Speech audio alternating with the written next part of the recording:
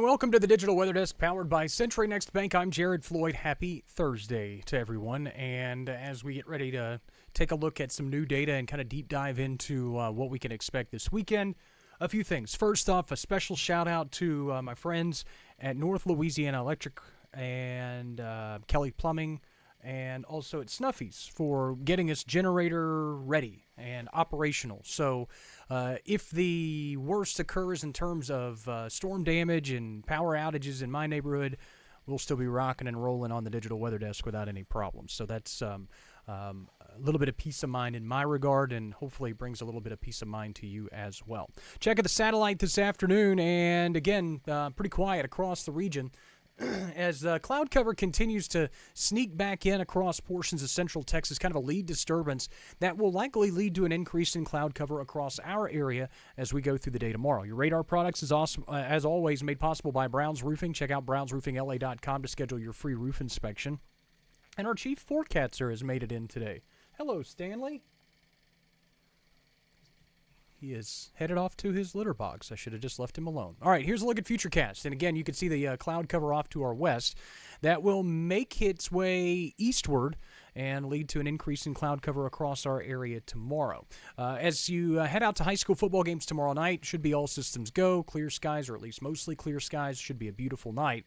And then we turn our attention toward that Saturday cold front. And obviously, as you see how things kind of shape up, the main corridor of activity is going to be the thunderstorms developing along the advancing cold front late afternoon, early evening across northwestern Arkansas. There is another area, however, as we go into the afternoon hours across western Louisiana and along the I-49 corridor, and that would be the area in red that we would watch for potential supercell development. And again, while we don't expect this to be a widespread issue, it could be a problem for some of our southern and western parishes as we go through the late afternoon hours on Saturday. Again, main focus is going to be on that advancing front and the main line of complex of storms as it moves through the area.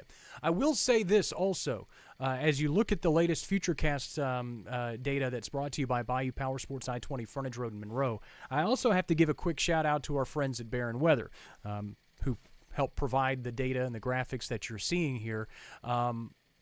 I was talking in the midday in the morning this morning about how we were in a weird window between our short-range computer models, which are higher resolution and get into more detail, and the more medium-range models that are lower resolution and can't get as detailed in terms of storm specifics and things of that nature.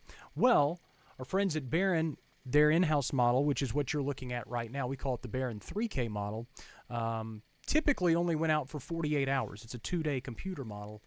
They've done some upgrades, and it now goes out to 4 days, 96 hours. So this is the first time you're able to see this model this far out in time.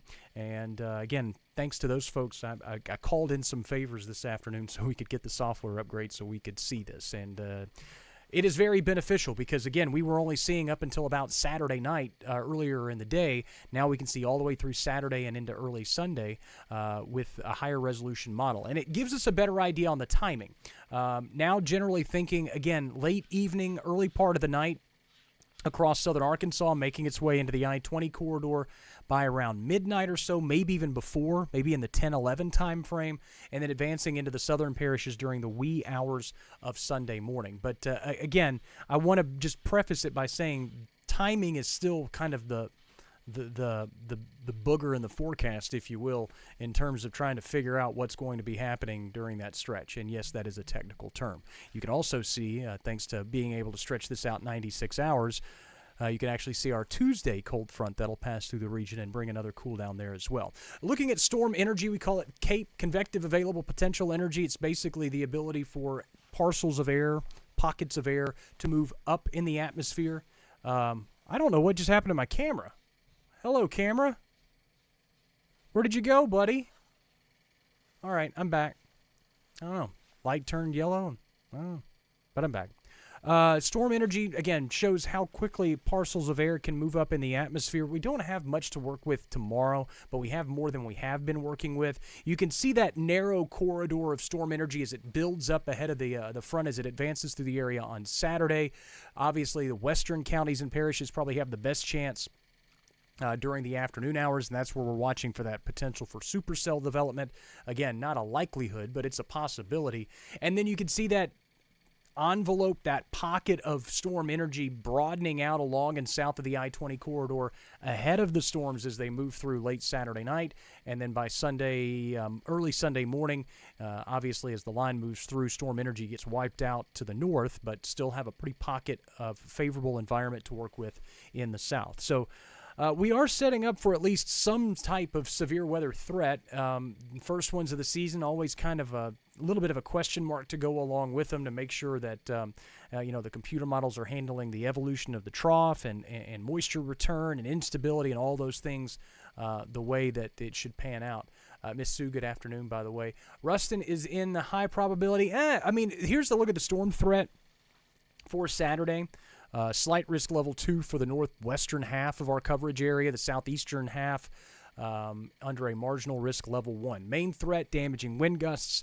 Tornadoes and hail will be a possibility as well, but with the big complex of storms sweeping through line segments that could produce some 60-mile-an-hour wind gusts are probably our biggest concern during that stretch. But again, in terms of hazards or in terms of a severe weather threat, everyone's going to see a severe weather threat to a certain degree. The better, more favorable environment in the slight risk area to the northwest, where the storms will arrive a little bit earlier in the evening hours and the nighttime hours. And then as you work through the night, the atmosphere becomes a little bit more stable. Check of the drought monitor. We need rainfall. We don't necessarily want it in this capacity, but we need it because, again, a lot of areas are running quite dry. Futurecast in terms of rainfall, storm-driven rains are going to drive storm-driven totals, meaning that some areas, if you just catch some showers and really bypass the thunderstorms, there will be some areas that maybe only see a quick few tenths of an inch of rainfall. Meanwhile, thunderstorm-driven rains in many spots could pick up an inch to an inch and a half and maybe even locally 2 inches of rainfall. Considering how dry and kind of compact the soil is across the area, that leads to runoff, and it's not necessarily the most efficient rain that we could benefit from for this time of year, but those are the cards that were dealt. Here's a look at the official forecast, quote-unquote, from the Weather Prediction Center.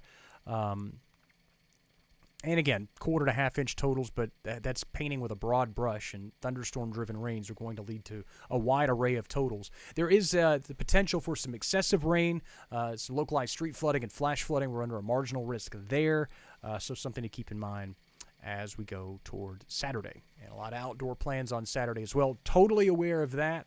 Obviously, that's what we do here is keep an eye on things and keep you abreast to the latest changes in the forecast. So that's what we will do going into Saturday.